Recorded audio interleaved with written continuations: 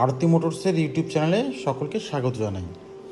আজকে আমাদের এক প্রিয় কাস্টমারের অনুরোধে তার ইলেকট্রিক স্কুটারের জন্য তৈরি করলাম 48 ভোল্ট 30 অ্যাম্পিয়ারের লিথিয়াম আয়রন ফসফেট ব্যাটারি এবং এটা জেবিটির বিএমএস দেওয়া আছে।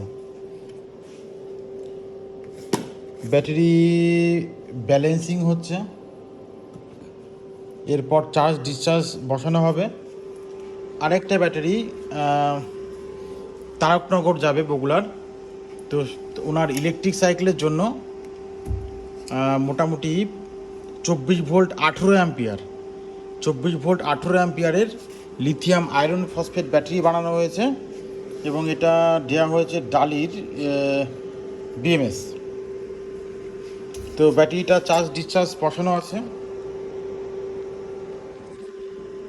ফার্স্ট সাইকেল কমপ্লিট হচ্ছে ব্যাটারির।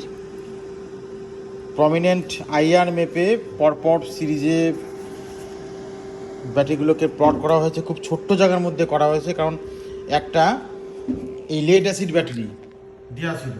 তো লেড অ্যাসিড ব্যাটারির যে একটা যে জায়গাটা সেখানেই, অর্থাৎ 12 ভোল্টের জায়গায় 24 ভোল্ট 18 অ্যাম্পিয়ারের ব্যাটারি প্যাক তৈরি করা হয়েছে, যেটা ওই একটা ব্যাটারির যে কেসটা সেই কেসে বসবে।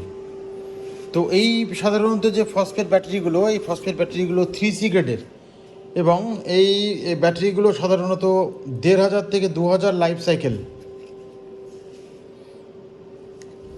ফার্স্ট 2 ইয়ার্সের ওয়ারেন্টি দেওয়া হয়। তার মধ্যে যদি কোনো সেল বা বিএমএসের কোনো প্রবলেম হয় সেটাকে ঠিক করে দেওয়া হয় ফ্রি অফ কস্ট। আর শেষের যে 1 বছর 3 ইয়ার্স ওয়ারেন্টির মধ্যে সেটা পুরো সার্ভিস ওয়ারেন্টি, অর্থাৎ যদি কোনো রকম বিএমএস বা কোনো পার্টসের ড্যামেজ হয় সেক্ষেত্রে শুধুমাত্র সে পার্টসের যে কস্টটা সেটা নিয়েই পুরো ফ্রি অফ কস্ট সার্ভিস করে ব্যাটারিটাকে আবার আগের মতো করে দেওয়া হবে।